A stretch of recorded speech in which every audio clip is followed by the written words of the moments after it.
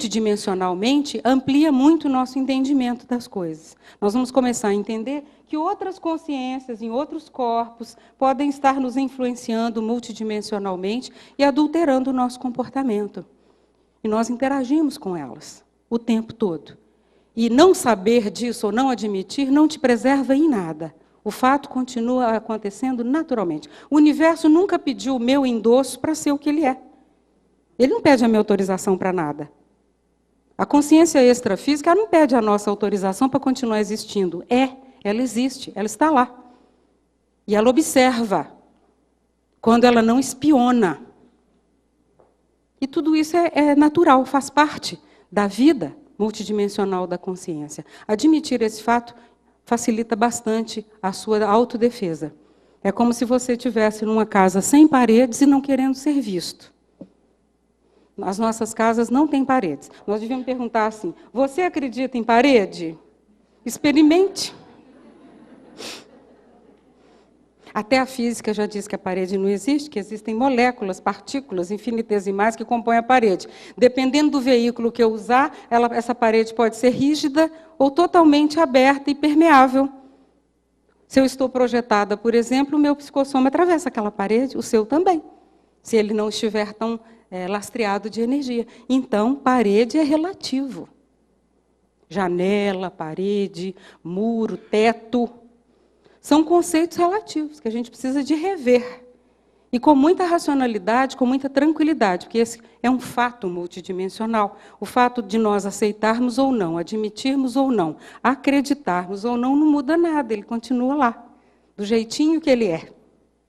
Tá bem? Então, nós também admitimos essa visão multiexistencial da pessoa, porque nós achamos que ninguém fica assim, tão complexo como nós somos, de um dia para a noite, numa vida só. Você já observou que numa mesma família, dois filhos têm um código pessoal cosmoético completamente diferente um do outro? Onde que ele aprendeu aquilo? Por que um tem uma ética mais elaborada e o outro não? Para um vale tudo, para o outro ele se melindra, é sensível ao sofrimento dos outros seres, animais, plantas. O outro torce a cabecinha do gato, arranca a flor. Por quê? Onde que ele aprendeu isso? Nós somos muito mais do que transcende hoje nessa superfície aqui efêmera da vida humana que nós vivemos atualmente. Então, compreender isso, mesmo sem se recordar de tudo, já é um grande passo. Já permite que o seu instrumental parapsíquico, da sua retrocognição, da sua memória integral, funcione com liberdade. Quando eu não admito, eu travo. Eu não consigo fazer o download, eu não consigo baixar o arquivo da minha lembrança. Então, essa abertura facilita tudo. Não é uma crença, é uma abertura para a pessoa poder pesquisar. Se ela é um pesquisador ou uma pesquisadora nata, ela vai gostar dessa proposta. Tá bem, gente? Vamos seguir mais um pouco. Olha, a personalidade sensitiva, o que ela é? Quem é a personalidade sensitiva? É um homem ou uma mulher que tem essa soltura das bioenergias, essa facilidade com as bioenergias, descoincide o holossoma em diversas circunstâncias, tanto positivas quanto negativas, e por esse motivo essa pessoa diz que sente os ambientes. Quantos aqui sentem os ambientes? Se a temperatura está carregada, se a barra vai pesar? Pode levantar a mão? Sentir ambientes. A gente tem leitura energética de lugares e de pessoas. A maioria de vocês tem. Percebe, longe, fulano passou no fundo da sala, você fala, ele não está bem. Mas como é que você sabe? Porque eu sei. Percebo que ele não está bem hoje. Tem alguma coisa incomodando. Então, você vê que ela tem intuições, ela vivencia sonhos vívidos ou projeções conscientes. Ela tem a sensação de sair do corpo, sente as energias quando estão pesadas, sente quando perde energia nos ambientes ou no encontro com pessoas. Fiquei drenado, murchei. Furou o pneu. Vocês já devem ter tido isso, quadro de exaustão súbita, sem lógica, sem razão aparente. Porque alguém precisou da energia e foi tirado de emergência. É uma doação de sangue forçada. É mais ou menos isso, você é um doador sem querer. O ideal é ser querendo e com um basta na hora certa, para saber como que controla. Essa que é a nossa proposta. Esse contágio da energia essa recepção ou emissão telepática, ela acontece com as pessoas, impressão de captar pensamento, isso tudo é uma situação normal para o sensitivo. Mas comentado nos salões hipócritas da sociedade, é como se a pessoa fosse desequilibrada. Se você chega num salão, num público que não é adequado, diz, essa noite eu tive uma projeção, uma experiência fora do corpo formidável. Eu encontrei com o Juscelino Kubitschek, nós mantivemos uma longa conversa. Eles falam, você está precisando de férias, fulano. Precisando descansar, tá? A gente nota que você está assim, um pouco estressado. Vocês sabem que é assim. Porque as pessoas têm muito medo do parapsiquismo. Então, a maioria refreia o assunto porque tem medo. O desconhecido gera o medo. E quem experimenta acha tão natural que se torna uma conversa deslocada com o público que não é adequado. Fala bobagem. Que fala com quem não vai entender. Então, acaba criando um descrédito social. O parapsíquico ele precisa se reeducar para ele ganhar a credibilidade social e se mostrar uma pessoa tão equilibrada quanto qualquer outra, só que sensitiva. Preservando a sensibilidade. E não castrando ou reprimindo, já que é uma habilidade, é um talento a mais. Como é que eu vou tratar um talento a mais? Eu vou querer esconder o meu talento. Eu tenho que mostrar, mas mostrar com educação, na hora certa, no momento certo, com a pessoa certa. Então, essa pessoa, ela geralmente, ela passa dificuldade justamente porque ela não sabe... Tá certo? Tá. Vejam aqui. Essa pessoa, ela não sabe, às vezes, controlar o contexto. Ela não sabe lidar com aquilo. O fenômeno, ele tem nomes diversos, ele apresenta diversas características, são algumas centenas de fenômenos diferentes, e o professor Valdo Vieira, nesse tratado Projeciologia, ele aborda com profundidade 54 fenômenos parapsíquicos, que a pessoa sensitiva vivencia no seu cotidiano. Então, o estudo jamais vai substituir a sua teoria, ou ouvir dizer, ou o achismo.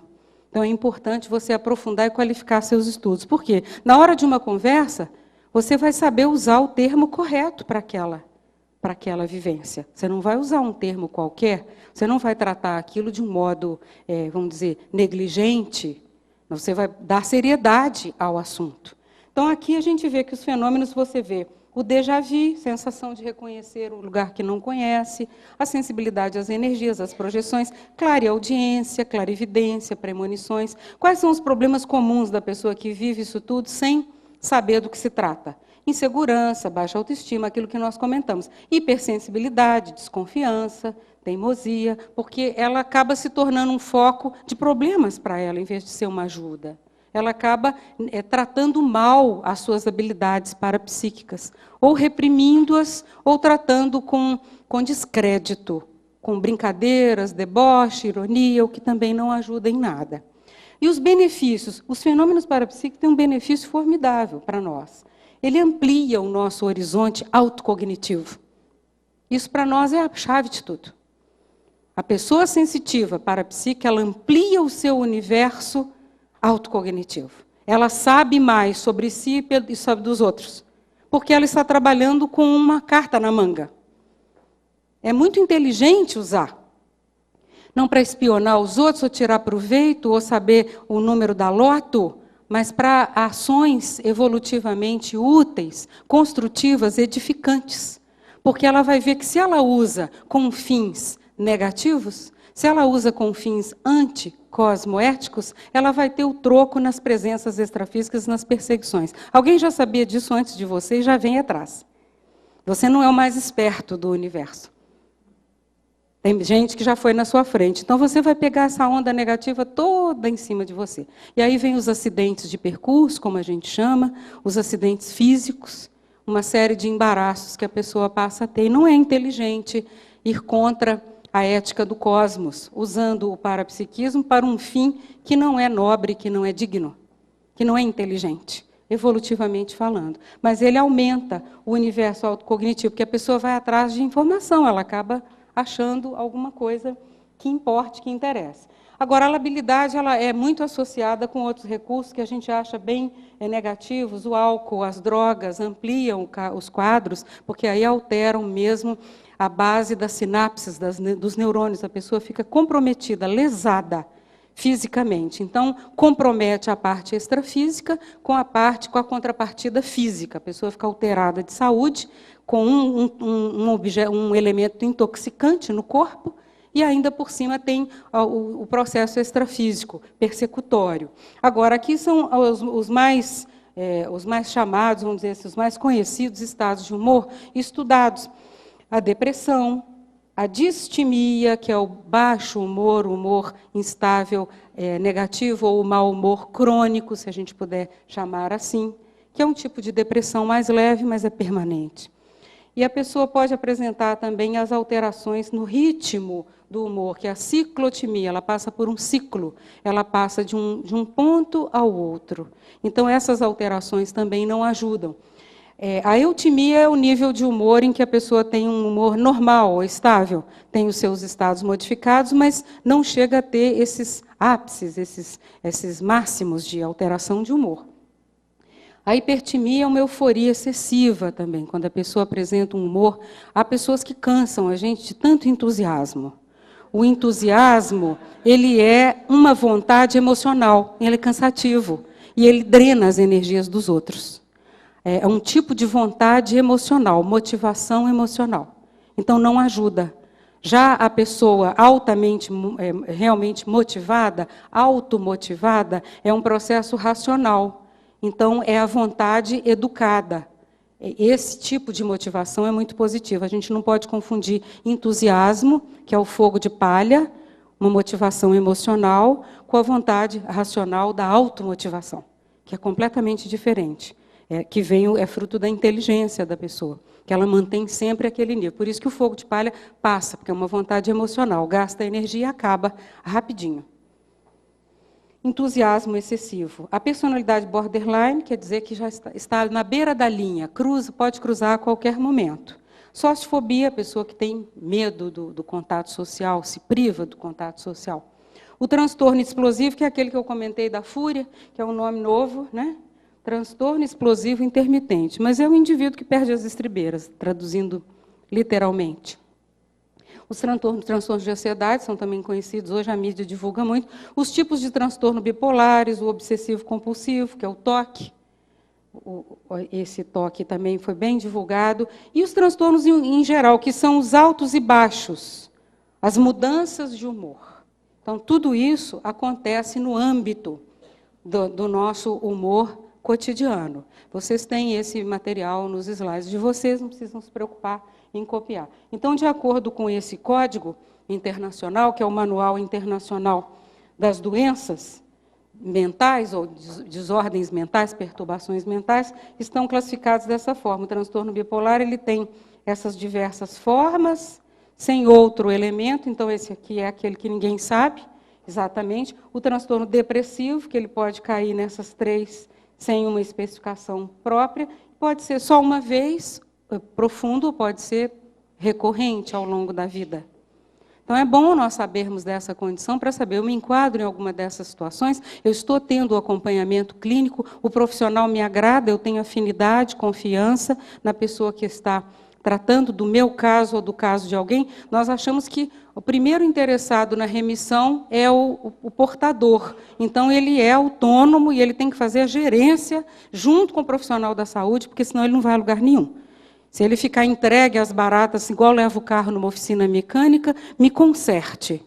Não vai resolver nada. Ele tem que participar ativamente disso. E com o domínio parapsíquico, ele pode alcançar um alto nível de controle do seu contexto. Essa é a nossa proposta. Está bem até aqui, gente? Tudo certo? Então, nós vimos aqui as nossas hipóteses de pesquisa. Elas tratam de mim, de você, de qualquer um de nós, da consciência intrafísica, porque somos seres humanos, personalidade humana, lábio, e que, pela descoincidência, vive esses estados alterados, que intensificam as parapercepções da pessoa. Ela, então, já se posicionou dentro daquele quadro. Ela apresenta essa imaturidade emocional, admite a hipersensibilidade, reações afetivas distorcidas, a baixa resistência a frustrações, não admite ser contrariado, igual a criança pequena. É muito adulto falando, vou parar o jogo, a bola é minha, não jogo mais. Magoei. Se ainda tem muito adulto fazendo isso, o que está acontecendo conosco tem uma lógica tremenda. Nós é que estamos provocando a situação. É a nossa imaturidade, o nosso amor, o nosso melindre, a falta de educação emocional que está trazendo esse problema para nós. Frustrações, fracassos e erros. Como lido com esses 3 elementos?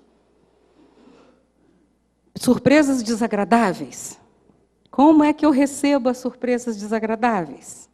Indignação. É fato natural e isso acontece e vai continuar acontecendo. Quando eu não estiver mais presente na vida humana, vai continuar acontecendo. As pessoas têm todo o direito de serem como são. Assim como eu me habilito também no direito de ser como sou, como estou. Nós devíamos dizer, estou fulano, não sou fulano. Que eu ainda estou em construção. Perdoem os transtornos, estamos em obras para melhor servir. Então, a imaturidade emocional leva a pessoa a 2 atitudes absolutamente favoráveis à labilidade patológica. Autovitimização, ninguém me entende. Autoculpa, deve ser minha a responsabilidade, mas eu não vou fazer nada a respeito. Autoculpa não ajuda nada, porque ela não envolve a responsabilidade na pessoa. A pessoa só quer se vitimizar e depois se culpabilizar pela vitimização. Primeiro, eles todos estão contra mim. Agora, vejam o que eu fiz. É a segunda parte, segundo capítulo. As 2 posturas são infantis, estão totalmente distorcidas e equivocadas. Se vocês conseguirem me encontrar até o final do curso alguma vantagem na autovitimização e na autoculpa, vocês me falam, não deixam de falar, não. Até o final do curso, que eu estou procurando há muitos anos. Até hoje não achei nenhuma. Nenhuma vantagem. O que eu ganho com isso? Nada. O que eu perco? Tudo. Tempo, energia, espaço, oportunidades, companhias.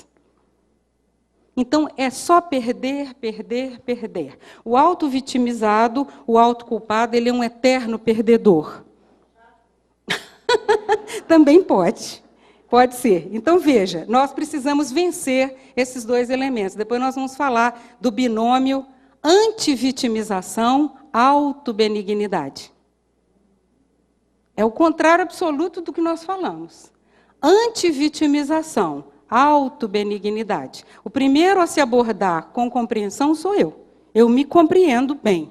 Por isso que eu sei por que eu agi daquela forma ou aconteceu tal coisa. Se não estava bom, eu vou mudar a hora que eu quiser, porque eu tenho autonomia.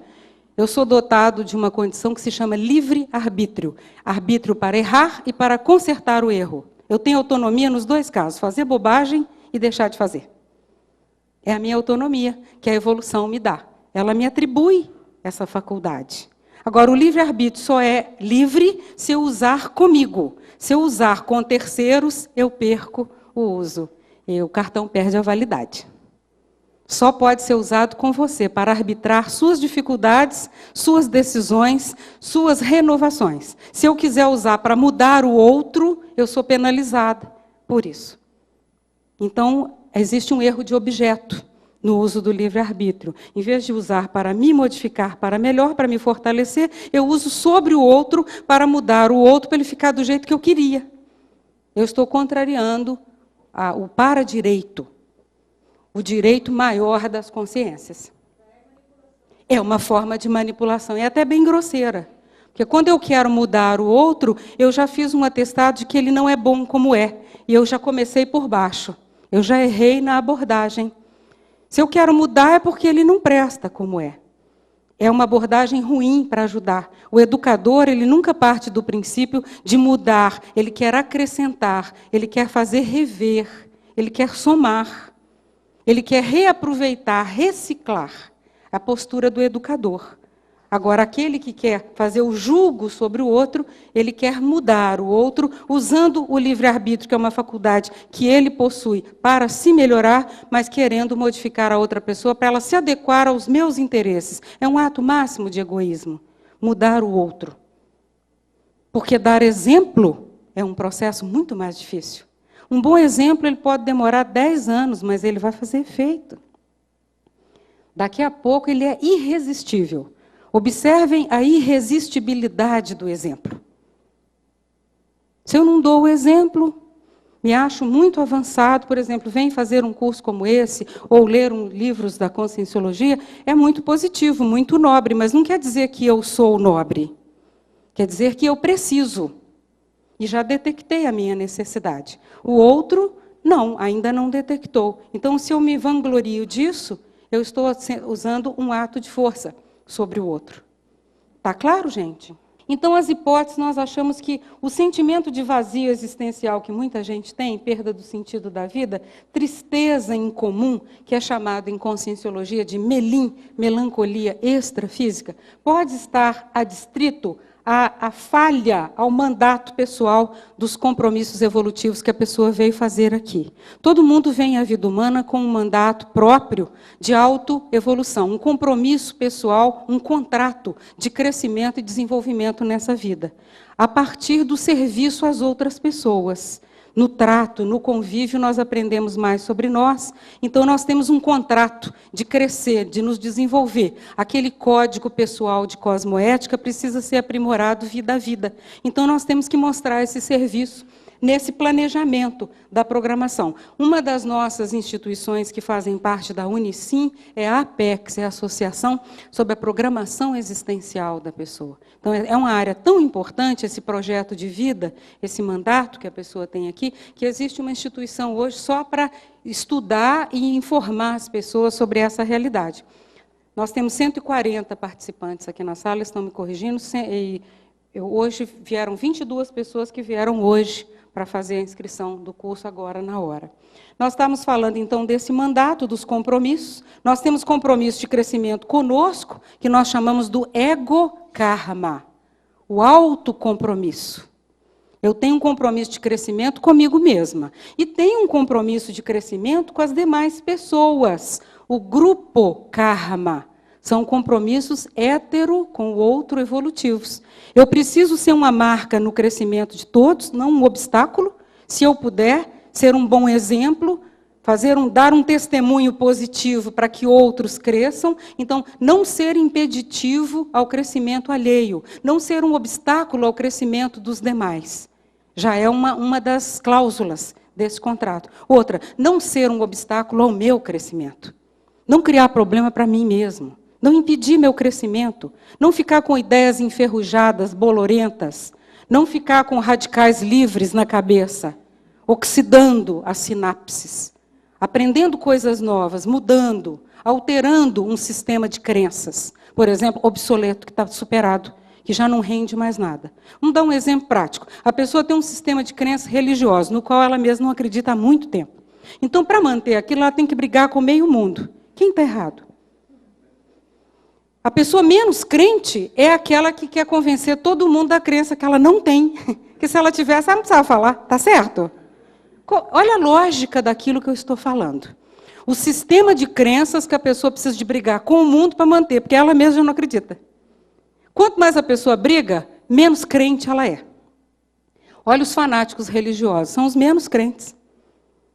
Precisa matar todo mundo para desaparecer todo mundo para só ficar ele, porque senão ele duvida dele mesmo. Tem uma lógica nisso, gente? Tem que pensar. Todo sistema de crenças pode ficar bolorento, seja ele político, filosófico, religioso, de qualquer natureza. Ele fica enferrujado, ele passa, ele dança, ele cai do galho, ele fica retrô, demodé. Então, o nosso processo de estar renovando o sistema de experiências e não de crenças é muito importante. Essas pessoas ficam empedernidas e não conseguem cumprir a sua programação existencial. Isso cria uma enorme frustração. Uma boa parte das pessoas hoje, essa crise de melancolia, de depressão, dizem que nós vivemos a era da depressão, uma boa parte é porque as pessoas estão perdidas em relação ao mandato daquilo que elas vieram fazer aqui. Eu não tenho obrigação de saber cada detalhe. Nós, por exemplo, no IPC, não temos um envelope com o nome da pessoa, dizer aqui é o seu mandato, a sua programação existencial, pode pegar, veio no seu nome, chegou pelo correio, pelo SEDEX. Até hoje eu não vi chegar, nem para mim. Então não tem, você tem que ir descobrindo o que não é. É um processo de eliminação. O que não te deixa feliz e te deixa insatisfeito, não é. Aquilo que te traz gratificação, bem-estar, você convive com os outros, tem um padrão de otimismo maior, é aquilo que está rendendo. o que dá aquela pontadinha de mal-estar não é a proexis. Então, é bom a gente olhar e escutar as necessidades evolutivas. Se fica nesse barulho, nesse corre-corre, nessa vitimização, nessa autoculpa, nessa labilidade, não vai ouvir as necessidades evolutivas. O que é que esse quadro emocional quer dizer? Qual é a mensagem evolutiva que está lá dentro que eu não estou captando? Ele está me mandando alguma mensagem. Por exemplo, o termômetro da autoestima, ele vai medir justamente a questão que é da frustração da pessoa e da incoerência. Quando a pessoa é muito incoerente nas práticas, entre princípios e valores, a autoestima cai. Vai lá embaixo. É o termômetro, indicando que tem alguma coisa errada. A pessoa está incoerente com aquilo que ela quer. Ela está fazendo o que ela não tem que fazer. Ela está contrariando o processo pessoal. Então, é muito bom a gente ouvir esses recados. Nós vamos voltar a esse tema e vamos poder abordar com mais profundidade. Agora, isso aqui é muito sério, porque já trata da incoerência. Olha lá. A incoerência, o que é essa teoria? É de um pesquisador, ele publicou essa teoria em 1957, é o professor Leon Festinger, chama-se teoria da dissonância cognitiva. É a incoerência entre o que a pessoa sabe e o que ela faz. Teoria e prática, teática. Quando ela não vive de acordo com aquilo que ela tem, uma teoria, que os princípios pessoais dela indicam, ela cai na desarmonia íntima. Ela cria um conflito no holossoma. E aquilo começa a bater pino de todo lado. Aparecem as doenças, a autoestima cai. Tem uma série de fatores para a gente estudar. Então, quando a gente apresenta essa dissonância, esse mal-estar, pode saber que a gente não está, às vezes, vivendo ou aplicando princípios e valores coerentes com aquilo que a gente quer. As nossas metas estão incompatíveis com os valores e com os princípios. Então, esse nível de incoerência pode ser uma boa base da labilidade parapsíquica. Faça o que eu digo, não o que eu faço. É a máxima da hipocrisia social.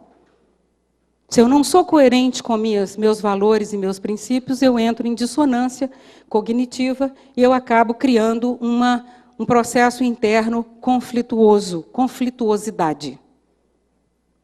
Isso é esse pesquisador que apresenta, uma teoria muito bem desenvolvida. É um livro raro da gente encontrar no Brasil, porque é um livro esgotado.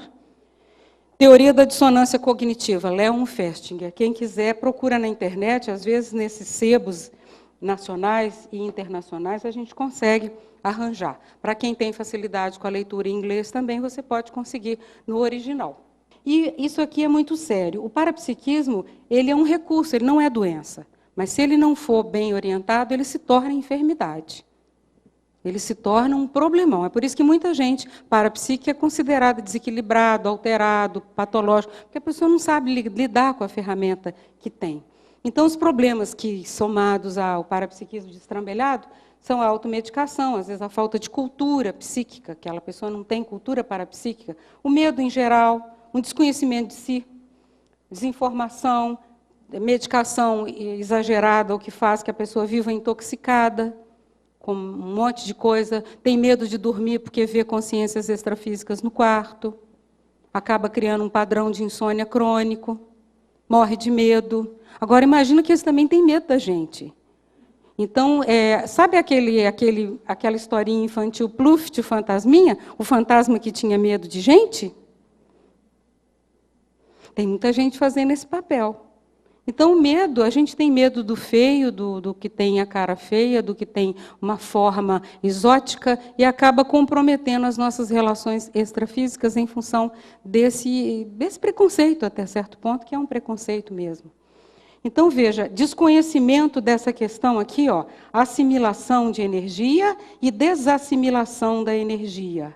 Desconhecimento desse estado vibracional. Você que me perguntou a respeito da prévia, da profilaxia da crise. Se a pessoa não sabe nada sobre assimilação de energia, para ela proceder à desassimilação, por exemplo, todos os dias nós passamos por acoplamentos com as outras pessoas, e ficam cargas de energias tóxicas aderidas à nossa psicosfera, à nossa energia, ao nosso campo energético. Se chega no final do dia e nada foi feito, aquilo são camadas que vão sedimentando, vão se depositando. Daqui a pouco aparece aqui na nuca, aparece aqui nos ombros as contrações, aparece nessa região lombar.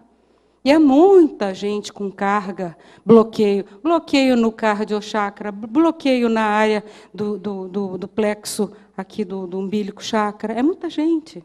Porque a pessoa não sabe, ela todo dia ela põe uma carga de energia mais patológica ali, e aquilo vai sedimentando, vira uma camada, quase que impenetrável. Então, estagna a energia da pessoa, além de bloquear a entrada para renovar a energia. Então, ela fica com isso. O estado vibracional diário permite a pessoa fazer uma limpeza permanente nesse contexto. No final do curso, hoje, na última parte final da última aula, na aula da tarde, nós vamos fazer uma prática com energia, mobilização básica e o estado vibracional, para a gente aprender pelo menos os rudimentos. Quem aqui nunca fez um trabalho bioenergético efetivo desse tipo? Pode levantar a mão? Pouquinho, a maioria já sabe. Então, a gente pode aprofundar a situação. Então, os desafios são promover, o que é mais sério, o realinhamento dos princípios das pessoas, as raízes que a pessoa trouxe quando nasceu. Todos nós nascemos com princípios cosmoéticos próprios. Nós trouxemos raízes éticas de outras vidas, das experiências que nós fizemos. Então, essas raízes éticas precisam ser valorizadas. A nossa verdadeira etnia é extrafísica, é para-etnia. Ninguém aqui é italiano, negro, japonês, não tem isso. Até dentro do próprio estudo da biologia está provado que raça não existe. Todos temos um traço, um elo comum. E não existe raça. O processo racial, de fato, não existe. Existem diferentes tipos humanos. E que é uma tolice se basear nessa referência. É completamente tolo, denota ignorância muito grossa, muito crassa da pessoa em relação à pesquisa, aos estudos científicos. Então, essa pessoa não tem esse desconhecimento. Então, ela acha que o outro ser de outra cor é uma forma de valorização ou desvalorização de alguma coisa, que atribui algum valor à pessoa. O que nos atribui valor são os princípios cosmoéticos que nós trouxemos de outras vidas. E depois, se os valores que a gente escolheu na vida humana se estão compatíveis com os princípios. Eu prezo muito a ética, mas aceito qualquer parada para a gente fazer uma boquinha ali, tal, não tem problema. É a ética de Brasília? É lá no Planalto Central? Então você faz acordo? Então veja bem, o que adianta eu trazer princípios muito avançados e aqui fazer acordo? Os meus valores sociais não estão compatíveis com os meus princípios. Isso cria dissonância, favorece a labilidade. As alterações, as intrusões parapsíquicas. Altera a pessoa. E se as ações evolutivas não estão compatíveis com os princípios e com os valores, pior, porque a pessoa não dá as suas retribuições, ela então não consegue corrigir as dissonâncias. Faz sentido para vocês? Todos nós trouxemos princípios extrafísicos de ponta ao nascer. E esses princípios, quando são valorizados, através das nossas escolhas e metas, eles tendem a crescer cada vez mais. Nós ficamos coerentes conosco, com a evolução, com o processo evolutivo de maneira geral, e com isso sofremos menos intrusões energéticas e extrafísicas. A pessoa tem uma autodefesa natural. Uma autodefesa séria para a pessoa é fazer muita assistência, ajudar muito as outras pessoas, compreender os outros. É uma forma de autodefesa energética. Muito melhor do que qualquer simpatia que a pessoa possa fazer para se proteger, para ter o corpo fechado. Corpo fechado é cosmoética. Se a pessoa tiver mais cosmoética, ela tem mais defesa para aquilo que não é bom, para aquilo que não é saudável. Está claro até aqui, turma? Vamos encarar a sequência? Então, vamos lá. A labilidade, eu queria lembrar a vocês que foi definido como um estado alterado da consciência, e que a emocional é caracterizada por alterações. De vez em quando, a gente tem que recorrer a esses lembretes para nós voltarmos à temática e alinharmos a nossa linha de expressão. Isso já foi passado, está no slide de vocês. Agora, a conscienciologia dá uma definição muito diferente, a labilidade, porque labilidade é um tema neutro. A labilidade é passar de um estado para outro. Eu comentei com vocês que o que motivou meus estudos foi a criatividade. Eu quis fazer um estudo sobre criatividade, e faço um estudo. E eu vou publicar nesse livro uma teoria conscienciológica da criatividade. Por quê? Porque é de ponta. A gente precisa trazer o nosso depoimento, a nossa parte. A psicologia já trouxe 1001 teorias, algumas melhores, outras não. Tem uns trabalhos bem interessantes sobre criatividade, vocês vão ver aí na própria bibliografia. Tem aqui um livro de uma pesquisadora, o nome dela é Faiga Ostrower, ela está na nossa lista de bibliografia. Ela escreveu Criatividade e Processos de Criação. Os psicólogos, os pesquisadores em geral, eles se dedicam, se debruçam sobre esse tema, porque há 1001 explicações, e ninguém define. Então, quando uma coisa tem 1001 explicações e não tem um consenso, é porque ainda não está pronta a ideia. A conscienciologia não vem para definir tudo, mas ela pode contribuir muito. Então, nós queremos trazer uma teoria conscienciológica da criatividade. Por isso que nós dissemos aqui, o que se aproveita na labilidade? A criatividade. A facilidade de passar de um ponto ao outro. Não há repressão no processo. A pessoa lábil, ela não tem censura, está correto? Porque se ela perde as estribeiras em qualquer lugar, na frente das câmeras... Vocês já cansaram de ver isso na televisão, não já? No Senado, é muito bom, olha, se você quiser fazer um curso de psiquiatria, assiste a TV Senado, é uma coisa formidável. E é de longa duração, ensina à distância e gratuito. Aproveite. Porque ali você tem todos os tipos. O mentiroso, compulsivo, né? Não fui eu. Você tem os estudos, os mecanismos de defesa do ego, a projeção, foi ele. Você tem tudo. Tudo o que quiser estudar da psicologia e da psiquiatria tem exemplo lá. Lamentável, mas temos os exemplos, hein? Do que não se deve fazer. Então, você vê, a conscienciologia, ela acha que a labilidade, se ela não é emocional, ela é passada ao campo das ideias, a mental somática é uma condição facilitadora dos estados alterados de consciência, criativos, sadios, indica desrepressão intelectual e pode levar à extrapolação, quer dizer, a captação de ideias originais e uma visão mais completa dos fatos. Ela amplia a sua criatividade no dia a dia. Criatividade é um estilo de vida, não é para criar coisa só. É um estilo de vida, um modo de viver.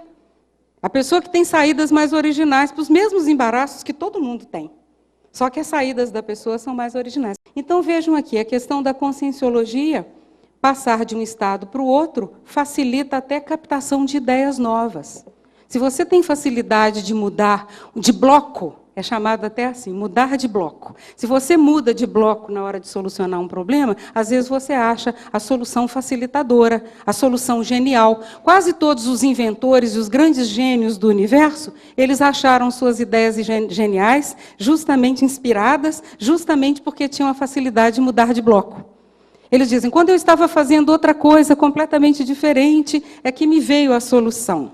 Não é assim? Não adianta ficar ali malhando na ideia nova, não vai conseguir. É quando você está desreprimido, fazendo associações impensáveis, fazendo migração de conceitos de uma área para outra, é que você acha a solução inspiradora. Então, de acordo com a conscienciologia, o estado de labilidade parapsíquica intelectual cria o abertismo, a flexibilidade mental, que leva a uma autocognição maior e uma descoberta, às vezes, impensada.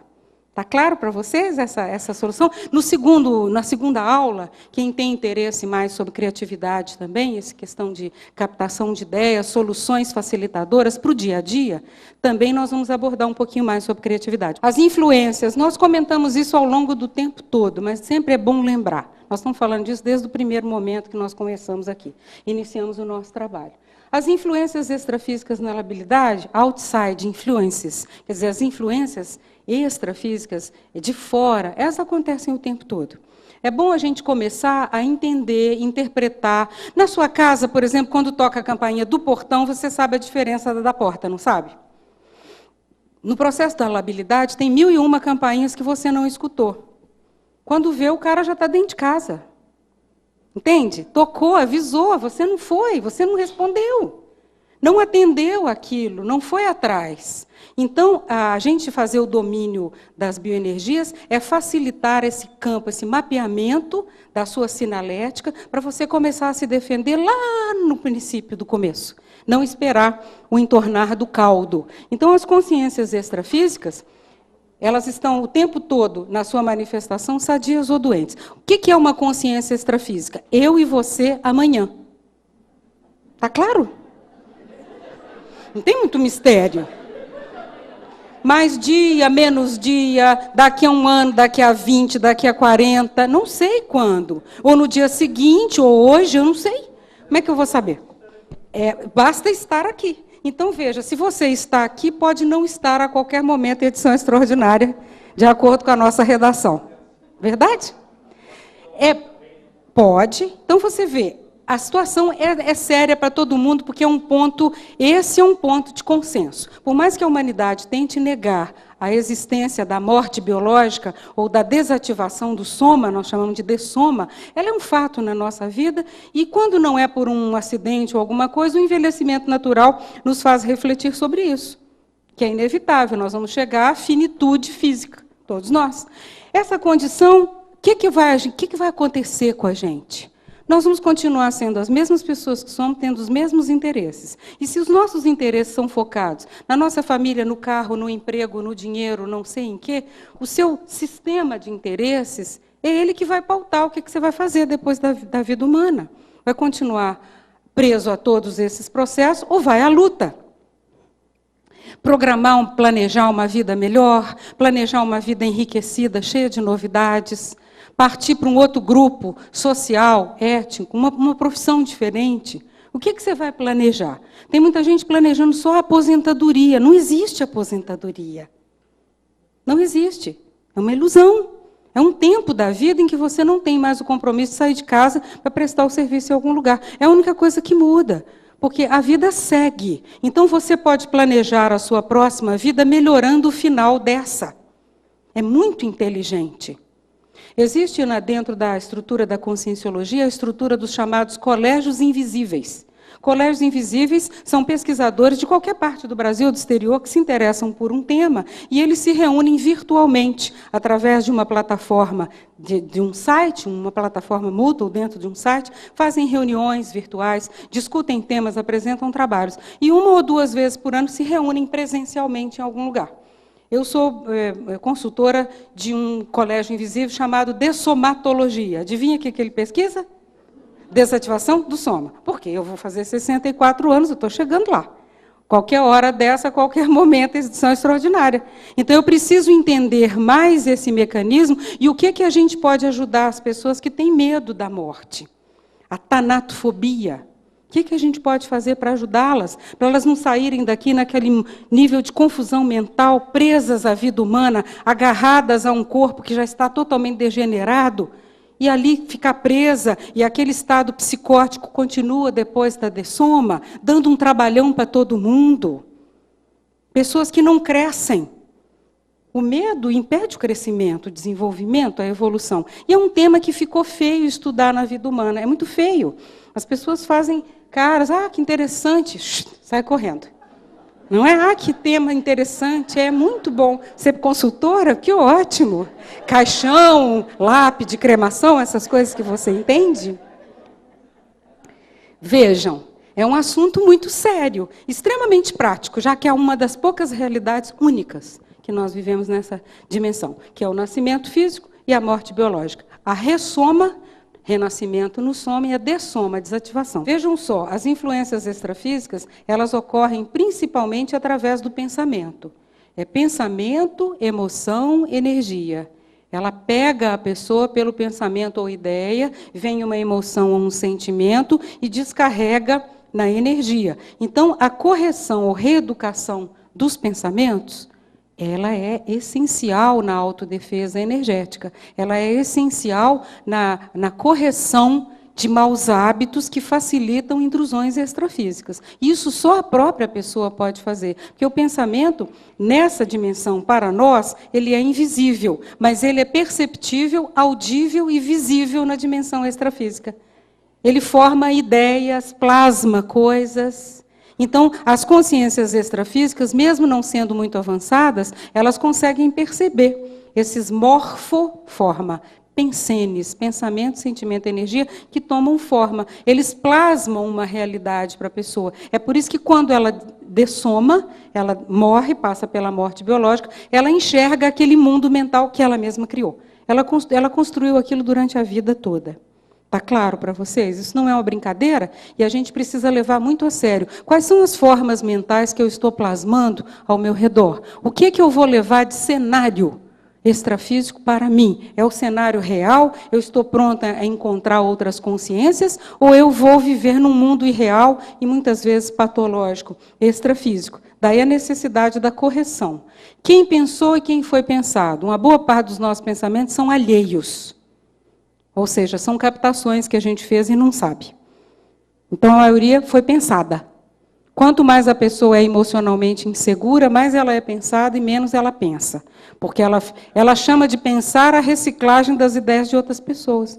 Ela não pensa por si, não toma suas próprias decisões. Ela não organiza o seu mundo mental. E o vocabulário também, as evocações que nós fazemos com palavras no dia a dia, pesam muito na nossa economia energética. Tem muita gente que está com a economia energética comprometida em função de palavras duras que usa no cotidiano. Existe no meu livro Autocura através da reconciliação a reeducação do vocabulário. A pessoa cortar expressões negativas e uma série de outras posturas mentais que está ajudando a formar, a plasmar um mundo em torno dela que é predisposto a aqueles acidentes, a aquelas situações. Então, muito importante. As alterações do humor e a tipologia. As influências energéticas, elas são de todo lado, ambientais, interpessoais, intoxicações, e os sintomas comuns são esses, ó. Exaustão súbita, peso na cabeça e ombros, pressão ou dor na nuca, confusão mental, ansiedade, impulsividade, intempestividade, tempestade em um copo d'água, sonolência súbita, irritabilidade, e assim vai. Então, o quadro a gente já conhece, os sinais são esses. Quando eles despontam, a gente já tem que começar a tomar providências. Se possível, muito antes, fazendo a reeducação. Só que a reeducação é lenta. E nós precisamos estar toda hora refazendo incansavelmente essa condição. Eu separei alguns tipos, mas não se enquadrem forçosamente em nenhum deles. Eu tive que classificar, toda classificação degrada alguém ou alguma coisa. Mas ela é necessária por causa da organização. Então, a gente classificou os tipos comuns com os quais eu lidei e tinha, de alguma forma, eu teria que dar um tipo de organização para essas pessoas. Então, eu coloquei. Essa pessoa, vamos supor, no trabalho ou na família, vamos colocar as duas situações num contexto social nosso. A personalidade proativa com tendência mais pacifista. Ela tem iniciativas, contribuições, participação social não antagônica. Então, a pessoa está ali predisposta, topa a parada, entra no lance, participa, mas ela apresenta alto índice de labilidade. Ela pode apresentar uma alta capacidade criativa e ela pode apresentar dificuldades com desassimilação. Ela não sabe desassimilar as cargas. Olha, vejam, ela é criativa, ela é pacifista, ela não quer briga com ninguém, mas tem labilidade. Tá claro? Então, ela apresenta essa capacidade criativa alta, mas não sabe desassimilar, se dispersa com facilidade, sofre da síndrome da dispersão consciencial.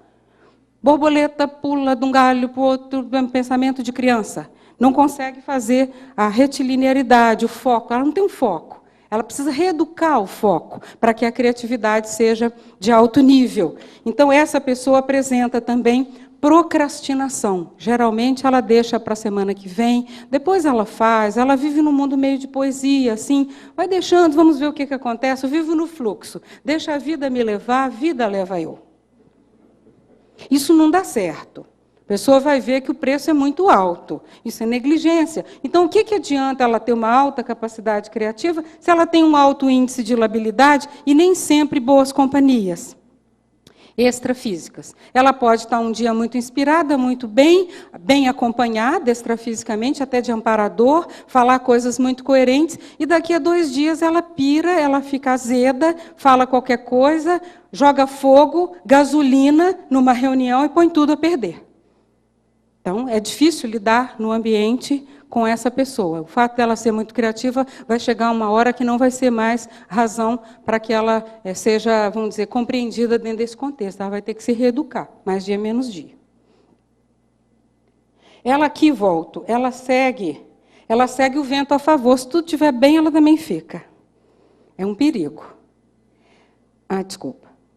Aqui, 2, tipo 2. É um proativo com tendência belicista, antagônica. Aí, então, juntou a fome com a vontade de comer. A presença da pessoa, ela tem também um alto índice de labilidade, pode apresentar alta capacidade criativa.